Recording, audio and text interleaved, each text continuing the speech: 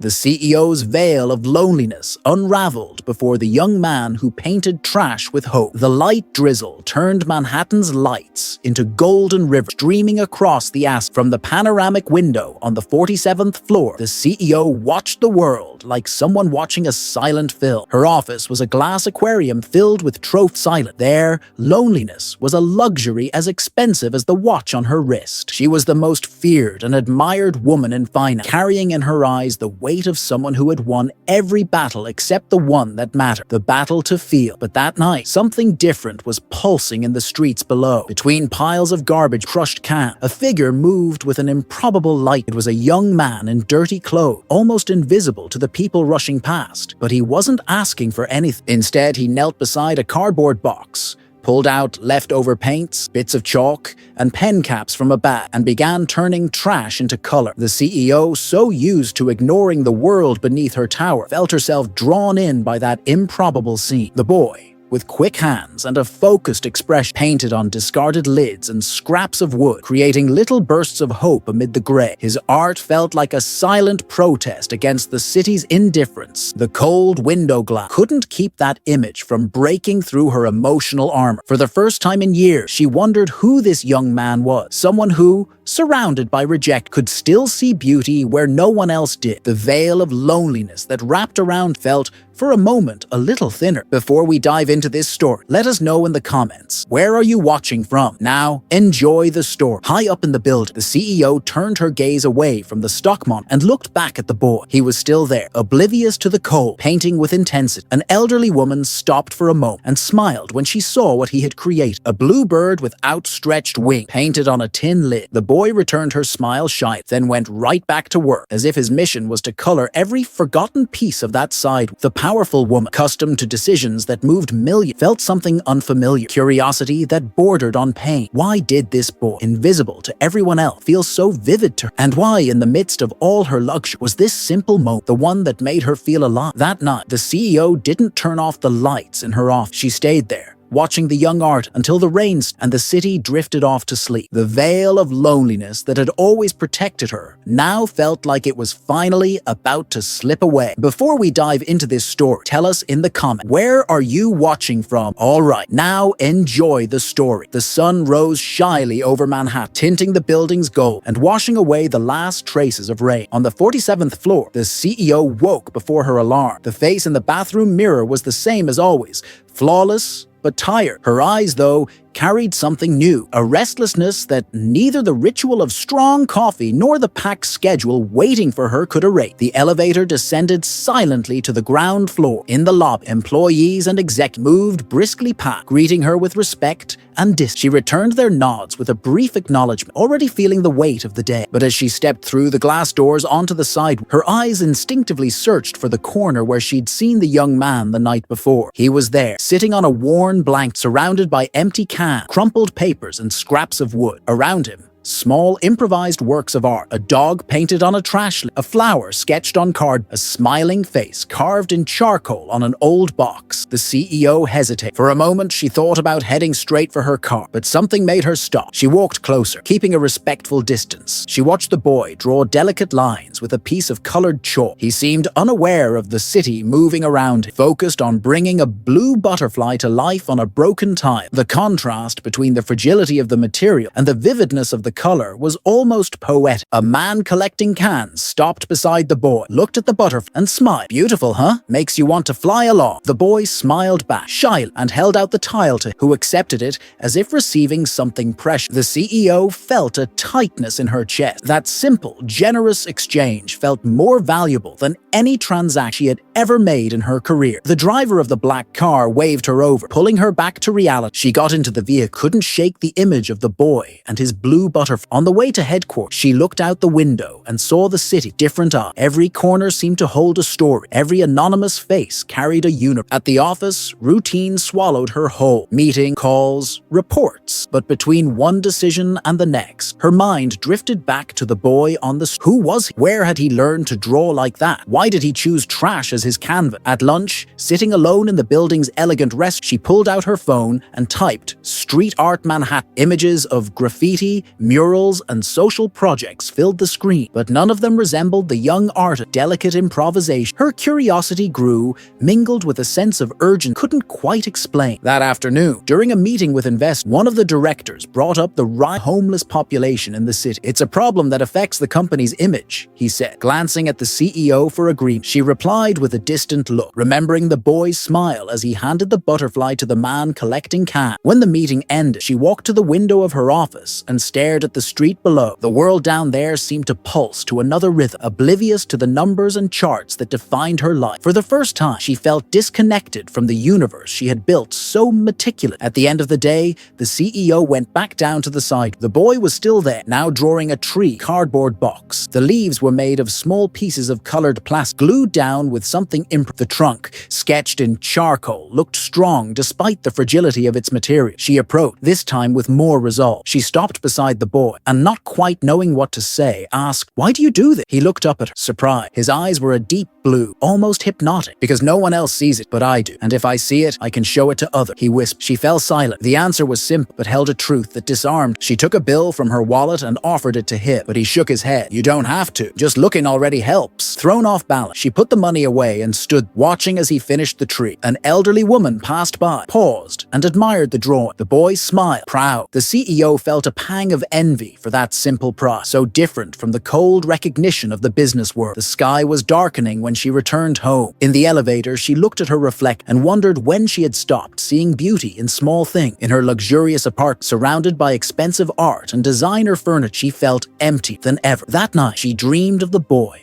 In the dream, he painted a vivid bridge between two gray buildings. She crossed it, leaving behind the weight of her loneliness. She woke up with her heart racing, as if she had received a calling. The next morning, before the sun had even risen, the CEO was already on the... She searched for the boy in the same spot, but he was gone. On the ground, she found a piece of cardboard with an unfinished drawing, a hand reaching out, holding a small blue flame. She tucked the drawing into her purse, feeling that that little flame was meant for her. The next morning brought a soft mist over Manhattan, blurring the outlines of the building and making the streets feel more mysterious. The CEO woke up with the sense that something essential was about to happen, as if the city itself were whispering ancient secrets through closed windows. The drawing of the hand with the blue flame tucked safely in her purse seemed to pulse with its own light, a quiet reminder that there was an entire world beyond her armored routine. Over breakfast, the news was all about numbers, stock markets, mergers, declines, and surges. But to her, the headlines had lost their meaning. What truly mattered was out there, on the streets, where the boy turned trash into hope. She finished her coffee quick, grabbed a simple coat, and stepped out into a city still waking up. When she reached the block where she had last seen the boy, she found only traces: a broken piece of chalk, a tin lid painted with a star, colorful marks on the pavement, like footprints left by an invisible presence. She walked slowly, taking in every detail, until rounding the corner of an alley, she heard muffled voice and quiet laugh. There, between trash bags and stacked boxes, the boy was surrounded by other children, some younger, watched silently as he painted a golden sun on a piece of card. Others were trying to copy his strokes with worn-out colored pencil. The boy looked like a silent conductor, guiding the street's chaos with gentle gesture and attentive eye. The CEO approached carefully, not wanting to scare any. The children glanced up at her wearily, used to the indifference or disdain of well-dressed adults. But the young artist recognized. His blue eyes lit up, and he nodded, inviting her close. She crouched beside him, breathing in the smell of paint mixed with the bittersweet odor of garbage. She watched as he finished the sun, adding rays made of colorful plastic ribbon found on the ground. When it was done,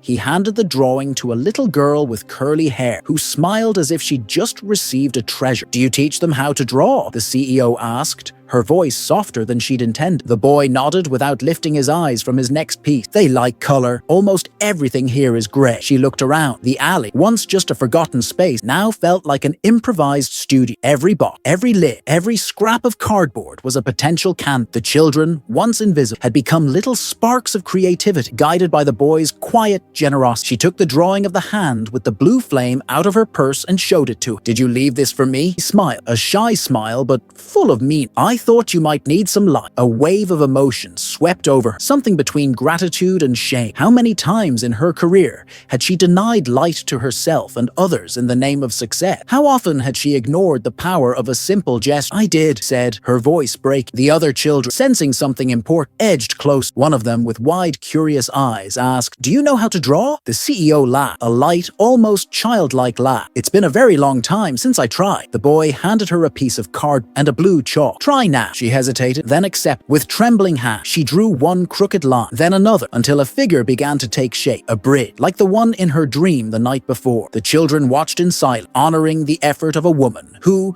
to them, seemed to belong to another universe. When she finished, the boy studied the drawing and smiled. "It's a beautiful bridge. Where does it go?" She thought for a moment. "I think it goes from here to somewhere better." He nodded, as if he understood something that didn't need to be spoken. Time slipped by in that alley. The CEO lost track of the hours, absorbed by the children's creative energy and the simplicity of their gesture. When the sun was already high, she realized she had to return to the office. She stood up, wiping chalk dust from her coat. Before leaving, she turned to the boy. "Can I come back tomorrow?" He smiled, a smile that lit up the entire alley. "You can. There's always color here for anyone who wants to see." On the way back, she felt lighter than she had in years. In the elevator, she looked at her reflection and, for the first time in so long, saw a different brightness in her eye. It was as if the bridge she'd drawn was beginning to build itself, not just on card, but inside her. At the office, the usual problems were waiting. Urgent reports, difficult decisions, endless demand. But now, between meetings, thought of the children in the alley, of the boy with the blue eye, of the chalk linking two distant worlds. That night, when she got home, she found an envelope on the table. It was from her mother, who had passed away years early, but whose letters still surfaced from time to time, tucked away in forgotten boxes. She opened it with trembling hand. Inside was a short, written in the firm handwriting she'd always admired. "When everything feels grey, look for color where you least expect. The world is made of invisible bridges." Mom, the CEO, cried quiet, feeling that somehow her mother was still guiding. She took the drawing of the hand with the blue flame, set it beside the note, and made herself a promise. She would not let the grey take over again. The next morning, before sunrise, she was already ready to return to the alley. She carried with her a box filled with new art supplies, paints, brushes, colorful paper. She wanted to give something back, hope she'd been given. When she arrived, the boy and the children were already gathered, waiting. When she opened the box and showed them the supply, their eyes filled with wonder and joy. The boy picked up a brush, looked at the CEO and said, "Now we can paint anything we want, right?" She nodded, smiling. "Now we can." And there, in that forgotten Manhattan alley, a quiet alliance was born between two worlds, bound together by art, by hope, and by the courage to see color where everyone else only saw trash. For most people, mornings in Manhattan were synonymous with hurry and routine. But for the CEO now, each new day carried a different kind of anticipation. The hope of seeing the young art and the children in the alley. The box of art supplies she'd brought the day before had transformed that forgotten space into a small sanctuary, color and hope. The alley, once marked by the strong smell of trash and the city's indifference, now radiated a vibrant, almost magical energy. That morning, she arrived early, bringing fresh fruit and bread. The children greeted her with shy smiles, hesitant hugs. The blue-eyed boy was already standing, painting a spring scene on a wooden board salvaged from the track. The timid sunlight illuminated his strokes, and the CEO realized how art could even change the light in a place. She sat down beside the children, handing out fruit and watching the joy with which they shared what little they had. The boy offered her a slice of apple, and she accepted, feeling like she truly belonged, even if only for a moment. It was as if, in that place, time slowed down and all the pressures of corporate life stayed outside. But the peace of that ref didn't last. In the middle of the laughter and conversation, a shout broke the harmony. A tall man in a city uniform stepped into the alley with long strides and a severe expression. Behind him, two sanitation workers, armed with brooms and trash bags, started gathering everything in sight. "This can't stay here," the man barked, pointing at the painting, brushes, and scattered paper. "All this junk has to go. You can't turn the street into a gallery." The children shrank back, frightened. The blue-eyed boy tried to protect one of his paintings, but the worker tore the cardboard from his hand and stuffed it into a trash. The CEO stood up, her voice shaking with anger. "These kids aren't hurting any. They're just painting, bringing color to a place everyone else forgot." The man looked her over, recognizing her by her posture and clothes. "Ma'am, the law is clear. You can't pile up garbage on public property. If you want to help, Take them home. She felt a knot tighten in her throat. Even with all her influence, she knew she couldn't just rewrite the rules of this city. The system was cold, impersonal, and indifferent to the fragile beauty that had briefly bloomed here. The children began to cry as they watched their artwork being destroyed right before their eyes. But the boy didn't. He just stood, holding a broken paint, his eyes darkening to something stormy as he watched the man crush what he had created. The CEO knelt beside him, trying to offer comfort. "I'm sorry. I didn't know this would happen." He looked at her, the blue of his eyes now shadowed. "They always do this. They don't like color." A deep anger welled up inside her, an impotence that burned. She wanted to shout, to protest, but she knew the only thing she could do in that moment was stay, be present. She took his hand and squeezed it, trying to share her strength. When the workers were done, the alley was once again just an empty space, marked by stains of paint and scraps of torn paper. The children, heads down, began to drift away. The boy stayed, staring at the ground, as if searching for a trace of hope among the ruins. The CEO remained there, feeling the weight of defeat. For the first time, she understood that true change required more than generous gestures or art supply. It meant challenging the system, breaking the rule, risking more than the comfort of her position. On the way back to the office, the silence was deafening. In the elevator, she looked at her reflection and didn't see the powerful woman everyone else, only someone vulnerable, marked by the pain of others. In her office, she could barely focus on meeting. The executives' voices sounded far away, meaningless compared to the injustice she'd just witnessed. That night, back home, she picked up her mother's note and the drawing of the blue flame. She sat on the floor, surrounded by memory, and cried for the children's lost childhood, for the cruelty of the system, for her own loneliness. She cried until it felt like she was washing the lens used to look at the world. The next day, she returned to the alley. The space was empty, but on the ground, almost hidden under a box, she found a new drawing, a bridge cracked in the middle, held together by colorful threads trying to mend the gap. Next to it, a sentence written in a child's hand. "The color comes back when we believe." She smiled, her heart full. She knew she couldn't give up. She picked up the drawing, tucked it safely into her purse, and made a silent promise. She would fight for those children, for that boy, all the colors the world tried so hard to erase. If you believe love can transform, subscribe to the channel and share this story. Your voice might be the bridge to a more colorful world. The sky over Manhattan felt heavier that morning. The gray clouds mirrored the CEO's state of mind as she walked the street slow step, carrying the weight of a responsibility she had never chosen but now seemed impossible to avoid. The alley, once a refuge of color and hope, was empty, marked only by the traces of a silent battle between beauty and indifference. She passed by,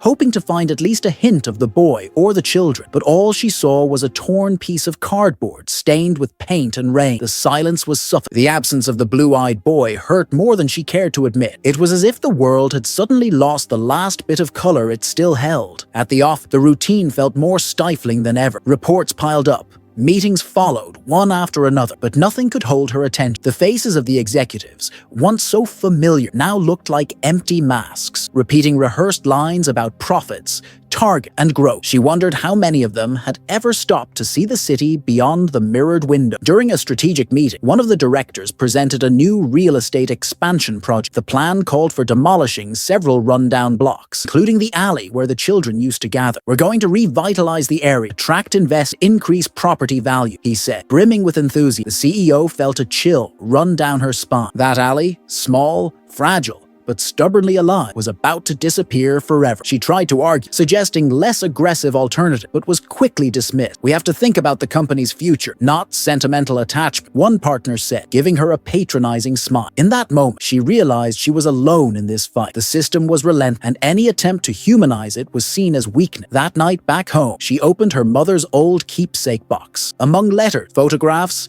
and little trinkets, found an old handwritten journal, its pages yellowed with age. She flipped through it until a passage made her stop. "Sometimes you have to lose everything to discover what truly matters. Real wealth isn't in possession, but in the connections we build, in the bridges we create between hearts." The words echoed in her mind, mixing with images of the boy, the children, and the destroyed alley. She wondered if she would have the courage to give up everything she had built for the sake of something greater. The dilemma was cruel. Hold on to her fortune and status, or risk it all to defend a small pocket of hope amid the chaos. The next morning, she decided to look for the boy. She walked down unfamiliar streets, turned into alley, narrow lane, quietly asking after. Most people didn't know who she meant, but an elderly flower vendor on the corner pointed to a makeshift shelter under the bridge. He goes there when it rains, the woman said kindly. The CEO followed her direct, and as she approached the bridge, she heard muffled voices and soft laughter. She found the boy and a few children sitting in a circle, sharing a piece of bread and drawing with charcoal on the damp stone. The boy recognized her immediately, but his smile was more reserved, as if joy had been shaded by distrust. She sat down beside him, saying nothing for several minutes. She simply walked, breathing in the smell of wet earth, improvised. When she finally spoke, her voice was low, almost a whisper. They want to tear down the alley. They're going to build new buildings. I tried to stop, but I was outvoted. The boy kept drawing, tracing steady lines, despite the sadness in his eyes. It's always like this here. Everything we make, they take away. She felt the weight, guilt, settle in her chest. She wanted to apologize, to promise she would make it right, but she knew words weren't enough. She needed to act, even if she didn't yet know how. Sensing her struggle, the boy paused his drawing and looked up. You don't have to save everything by yourself. Sometimes, just standing with us helped. She fell silent, taking in the simple wisdom of that child. She thought of all the times she'd chosen the easier, protected by the shield of power and distance. Now, faced with this raw reality, she felt exposed, stripped bare before a truth she could no longer ignore. The boy offered her a piece of chalk. Want to draw? She hesitated, then took it. Together, they began sketching a new image on the stone. A bridge, this time stronger, with bright pillars and children crossing it hand in hand. The other kids joined in, each adding a detail, a color, a line. Slowly, sadness gave way to a quiet hope, built together, gesture by gesture. When they finished, the boy looked at her and said, even if they erase, we can draw it again. Always. The CEO smiled, her heart full. In that moment, she knew she was learning more about courage and resilience than in all her years in business. She understood that real transformation didn't come from grand gestures or heroic decisions, but from the persistence to start over, to rebuild, to refuse to give up in the face of loss. On her way home, she thought about what she would do next. She knew she faced a difficult decision: continue on the safe path, keeping her status and wealth, or risk everything to stand up for what she believed. The moral dilemma was overwhelming. For the first time, felt ready to choose with her heart. Late that night, she wrote a letter to the company's board, proposing a social urban art project that would preserve the alley and turn the area into a shared space for connection and creative expression for children experiencing homelessness. She knew she would face resistance, but she could no longer ignore the call of her own conscience. Before going to bed, she looked at the image of the colorful bridge, now etched in her memory, and made a silent promise. She would not let the color disappear. The day dawned with a biting wind, kind that comes with New York autumn. The sky, heavy with thick clouds, looked ready to break into a storm. The CEO woke before her alarm. Her heart rested, as if she could already sense this would be a decisive day. That afternoon, the board would hold an extraordinary vote on the revitalization project that threatened to demolish the alley. She knew her proposal to turn the space into an urban art center for homeless children was viewed with skepticism and even disdain by the other executives. In the mirror, she saw herself with new eyes. Her face still carried traces of exhaustion. There was a spark of determination she hadn't felt in years. She dressed simply, but chose a bright blue scarf, a reminder of the young artist and the blue flame he'd drawn. Before leaving, she slipped her mother's journal into her bag, a talisman and a guide. On the way to work, stopped by the alley. It was empty, but the chalk and paint marks still clung to the pavement, stubborn against time and rain. She paused,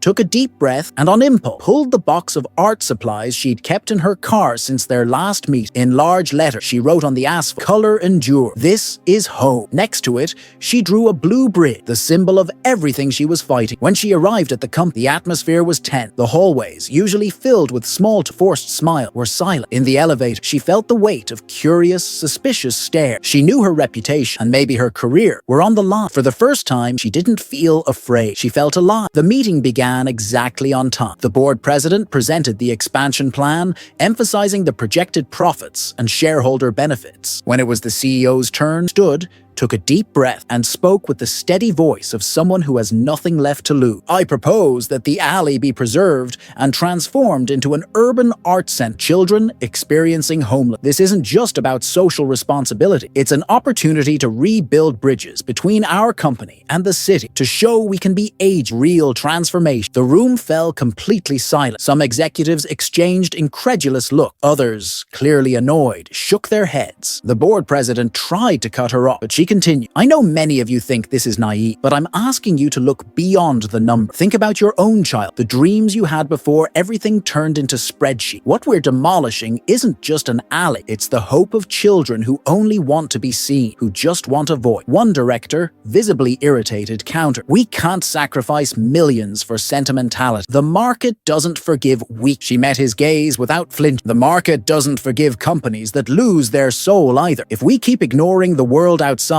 we'll become just another hollow corporation, destined to be forgotten. The discussion turned heated. Arguments about public image, and legal risks filled the room. The CEO held her ground, answering every objection with concrete examples. She showed photos of the children's drawing, described the positive impact art had brought to the community, and read passages from her mother's journal about the importance of building bridges, not walls. When it came time to vote, tension almost tangible. Most of the board members voted for the original plan, demolition and expansion, but unexpectedly, 2 members changed their minds after hearing her speak. The votes were tied. The deciding vote fell to the board president, a man known for his rigidity and cold pragmatism. He hesitated for several long seconds, studying her as if trying to understand her courage. Finally, he spoke. The urban art project will be approved on a trial basis, but if there are no results in 6 months, we return to the original plan. Relief and responsibility flooded through her in equal measure. She knew this was only the beginning of the fight, but that small victory already felt like a miracle. As she left the room, she met looks of disapproval and also of respect. For the first time, felt true to herself. That afternoon, she went to the alley. She found the boy and the children, who already knew what had happened. News traveled fast on the street. The boy looked at her, his eyes shining with hope. You did it? She nodded, smiled. We did, but now we have to prove it matters. Huh? The boy picked up a brush, dipped it into blue, and started painting a mural on the alley wall. The other children gathered around, each one bringing a color, a line, a story. For the first time, the CEO reached for a brush without hesitation and painted beside. Together, they created something that was more. It was resistance. It was home. It was a promise of the future. As they worked, neighbors began to drift over. Some brought food,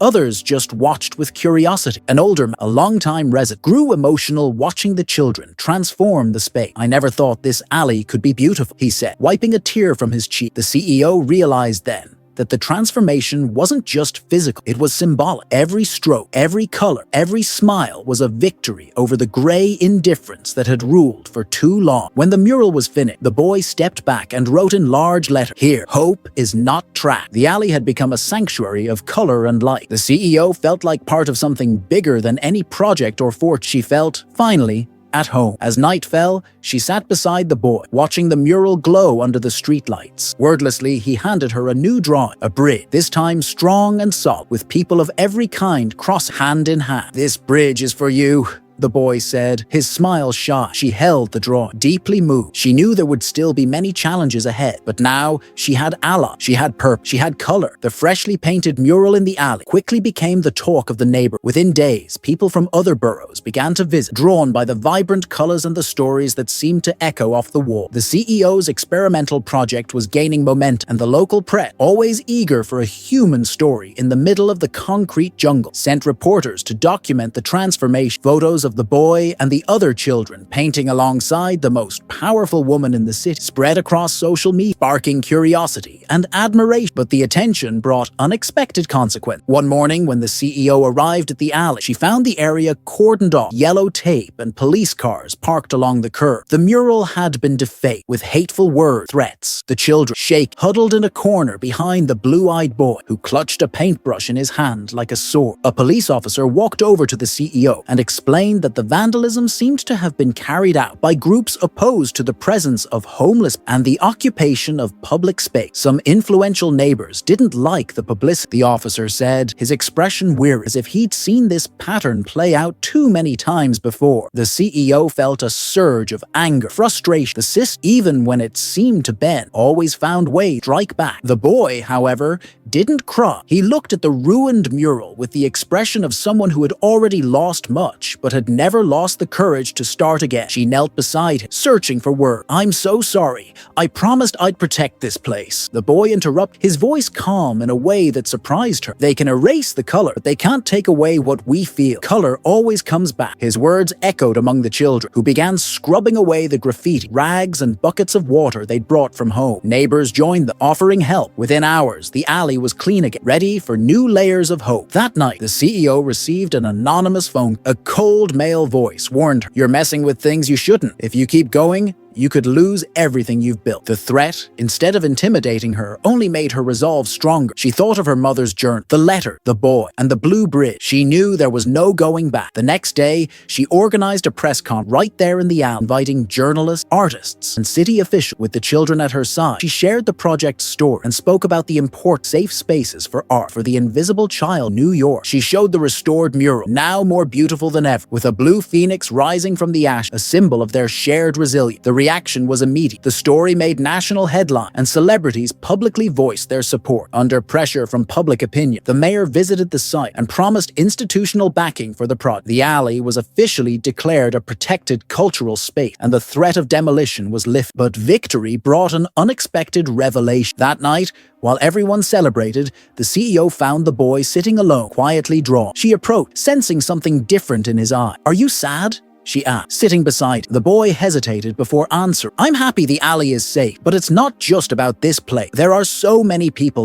without a home, without color, all over the city. Not everyone sees." A wave of helplessness washed over. As much as she had accomplished, she knew the struggle was bigger, deep. The boy handed her a new draw, an entire city in gray, with little bursts of color starting to appear here and there. In the center, a blue bridge connected two opposite sides, and across it walked faceless figures, each holding "The bridge isn't just for us," he said, with the quiet wisdom of someone who had known both abandonment and hope. "It's for anyone who wants to cross." The CEO hugged, feeling tears streaming down her cheeks. For the first time, let herself cry in public, right there with the children, the neighbor, the journalists. She was no longer the untouchable woman in the glass tower, but someone who had learned to feel, to lose, to begin again. That night, back home, she found one last letter from her mother tucked between the pages of the journal. "Truest bridge is the one we build inside ours when we have the courage to cross the abyss of fear to reach another." And in that moment, the CEO finally understood. Her mission wasn't to save a single alley. It was to help the entire city see the color hidden beneath the gray. And for that, she would have to keep fighting, stumble, rise, and above all, love it. The night of the celebration in the alley was marked not only by victory, but also by the quiet that settled after everyone had gone. The CEO remained sitting on the concrete step, watching the mural of the blue phoenix under the soft glow of the street. After giving her the drawing of the bridge, the young artist had slipped away, lost in his own thoughts. The children, exhausted, were asleep on makeshift blankets,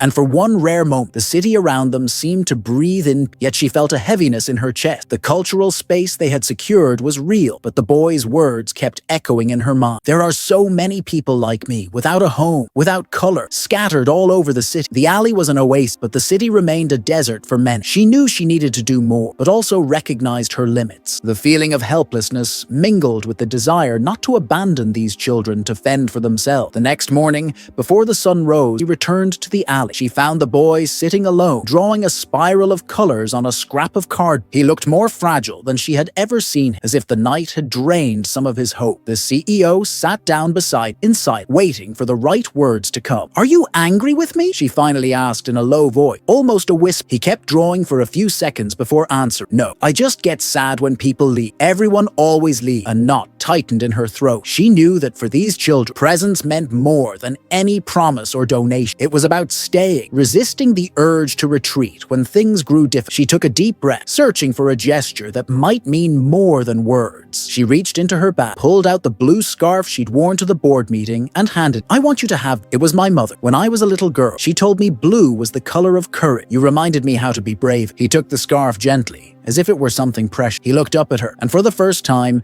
his blue eyes shone with a renewed trust. "Thank you. I never had anything blue," but they stayed there, side by side, until the other children began to wake. The CEO organized an improvised breakfast with fruit, bread, and warm milk. The children ate quietly, but there was something different in the air now. Less fear, more belonging. Throughout the day, She and the boy worked together to restore the damaged parts of the mural. Every stroke they repaired felt like a small victory against being forgotten. Neighbors who had once been indifferent started pitching in. An elderly woman brought fresh paint, a shop owner donated brushes, and a college student offered to teach an art workshop for the kids. Little by little, the alley was transformed into a true collective home. That afternoon, the CEO received an unexpected message. The company board had called an emergency meeting. Some shareholders were worried about how much attention the social project was getting and feared the company's image was slipping out of control. She knew she would face resistance, but she couldn't turn back any. In the meeting, she listened to criticism and tough questions. One of the direct, visibly irritated, looked her in the eye and asked, "Are you really willing to sacrifice your position and the company's stability for a group of street?" She drew in a slow breath and answered, her voice steady, "I'm willing to sacrifice anything that no longer makes sense. If this company can't see the value of life, of art,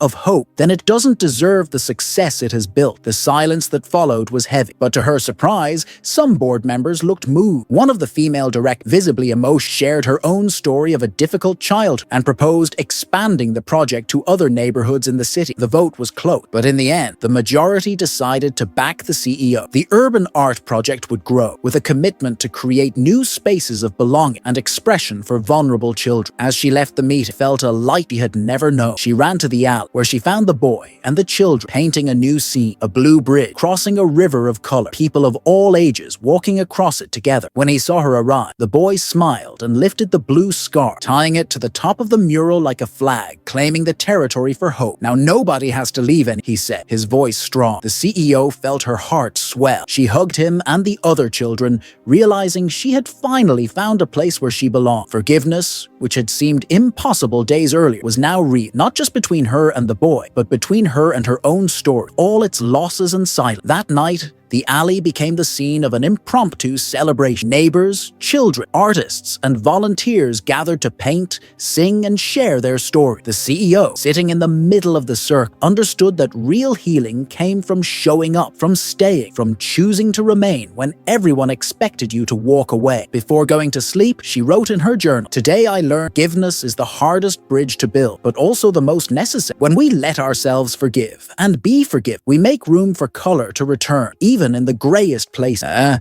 The alley, once just a forgotten passage between old buildings, had transformed into a true collective home. The mural of the Blue Bridge, now adorned with the courage scar, had become a symbol of resistance and hope. Everyone who passed through. The CEO, once a prisoner of her glass tower's isolation, finally felt part of something bigger than any fortune, stock, or personal achievement. The morning after the celebration, the city woke up different. The local news highlighted the transformation of the alley into a cultural space, and the positive buzz spread through neighboring blocks. Children from other areas began to appear, shyly bringing their own scraps of cardboard, bottle cap, and colorful ideas. Residents who used to walk by without a glance now took turns making sure the space stayed safe and welcome. The alley, once a symbol of neglect, was becoming a model of community. When the CEO arrived, she was greeted with hug, bright smile. The children called her the aunt of the Blue Bridge and included her in everything from choosing paint colors to organizing snacks. She in turn made sure to listen to every story, every dream, every fear. She discovered hidden talents. A girl who sang like the birds in Central Park. A boy who carved little figures out of wood. Another who invented fantastic tales about worlds where no one was invisible. The young artist, now always wearing the blue scarf tied around his wrist, had naturally become a leader. He taught the other children how to draw, but also encouraged them to share their pain and hopes. The CEO watched with quiet pride and tenderness, realizing the bridge they had built between them was strong, made of trust, respect, and affection. The alley's new routine included artwork, storytelling circles, and small performances open to the neighborhood. Volunteers of all kinds, artists, psychologists, teachers, offered their time and skill. The space, once marked by the smell of trash, now smelled of fresh paint, warm bread, and laughter. Home, for everyone there, had stopped being just a room. It was the meeting, the mutual care, the certainty that they belonged. In the midst of this new rhythm, the CEO received a letter from the company board. The social project, once viewed with suspicion, was now praised as an example of corporate responsibility. International Invest showed interest supporting the initiative, and City Hall invited her to lead a municipal program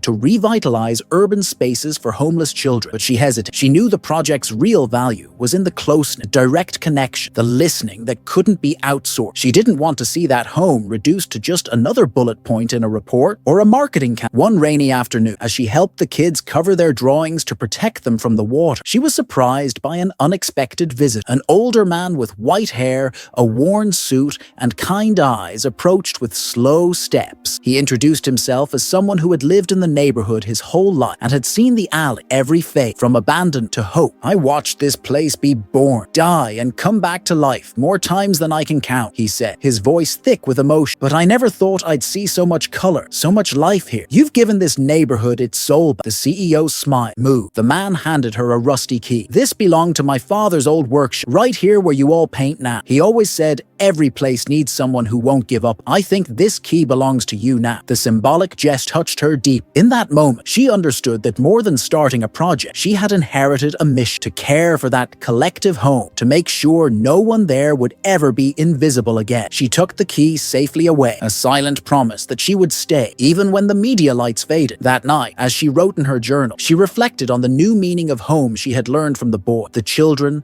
and the community. Home isn't where we live, it's where we are seen, heard, and loved. It's the place where we can be ourselves without fear of losing everything. Here, among paintbrushes, stories, and embrace, I found the home I was searching for all my life. When the boy heard her read this passage to the children, he added, "And the blue bridge is for anyone who wants to cross." The alley had become more than a physical space. It was a living promise that together, they could rebuild the world, one line, one color, one story at a time. Time passed, and the Blue Alley became a reference point not just in New York, but in cities across the United States. The mural, renewed with each season, stood as a symbol of resilience, creativity, and collective transformation. The CEO, once known only for her cold precision in business, was now recognized as the woman who had crossed the bridge between worlds and helped build a new home for so many. Every week, new children arrived at the alley. Some came with nothing but the clothes on their backs and weary eyes. Others carried small treasure, a worn-out note, a broken toy, a crumpled drawing. The young artist, always wearing the blue scarf tied around his wrist, was the first to greet each newcomer. With quiet gestures and few words, he taught them that here, no one was invisible. Any pain could be turned into color. The CEO, more present than ever, divided her days between strategic meetings and afternoons running workshops in the alley. She discovered talents she never could have imagined. A girl who wrote poems about the New York sky, a boy who painted portraits in charcoal and hope, another who composed songs about bridges and homecoming. The space had become a laboratory of dreams, where every story was celebrated as a collective victory. The social project expanded into other neighborhoods, inspired similar initiatives, cities like Chicago, Los Angeles, and even abroad. The CEO was invited to speak at university conferences and international forums about social responsibility, but she always made a point of saying that the real lessons came from the alley's pavement, the boys' quiet gaze, and the children's embraces at the end of the day. One crisp autumn afternoon, as she helped hang colorful lanterns for a new celebration, the CEO was surprised by the arrival of a documentary. They wanted to tell the story of the Blue Alley, to show the world how a single act of courage and empathy could transform lives. The young artist, shy as always, agreed to an interview, but only if he could show his art and talk about what truly mattered. "What's the most important thing you've learned?" the journalist asked. The boy paused, eyes fixed on the mural of the Blue Bridge, now covered in names, drawings, and memory. "I learned that nobody has to cross alone, and when someone holds your hand, even trash can turn into hope." His words moved everyone present. The CEO felt a deep, quiet peace. She realized throughout this journey, she hadn't just helped transform lives. She had allowed her own story to be rewritten, no longer defined by loneliness, but by connection, forgiveness, and the courage to love again. That night, after everyone left and the alley fell quiet, she stood alone in front of the mural. She touched the blue scarf, now faded with time, and smiled. She thought of her mother, the letter, the journal, the lessons she would carry forever. Picking up a brush, she wrote one last message in the corner of the wall. "The Blue Bridge belongs to everyone. May no one be afraid to cross." The boy, noticing her gesture, came over and took her hand. Together, they looked at the mural, the city lights, and at a future that suddenly felt a little less daunting. There, between shadows and color, between silence and hope, a new mission was born. Carry the Blue Bridge wherever there was gray, to build homes where there was abandon, to turn every sorrow into art, every story into belonging. The CEO knew challenges lay ahead, that the system would keep trying to erase the world's color, but now, Surrounded by her new family, she felt invincible. She was no longer the solitary woman in the glass tower. She was part of a living, pulsing current that ran through the city and touched countless hearts. Before leaving, she gathered the children and neighbors into one last circle. She asked each of them to share what they loved most about the Blue Alley. The answers were simple but full of truth. Here, I can be myself. Here, no one tells me to leave. Here, there's a hug, there's color. There are stories. Finally, the boys summed it all up in a single sentence. Here, even the silence is beautiful. The CEO, her eyes brimming, thanked everyone. She promised she would never let the Blue Bridge fall. And as she looked up at the starry New York sky, felt at last like she was home. Thank you so much for watching this story all the way to the end. Leave a comment below sharing what part touched you the most. And tell us what kinds of story you love to see. Don't forget to subscribe, share, and invite more people to cross this bridge. Until the next story. And remember, the color always comes back when we believe.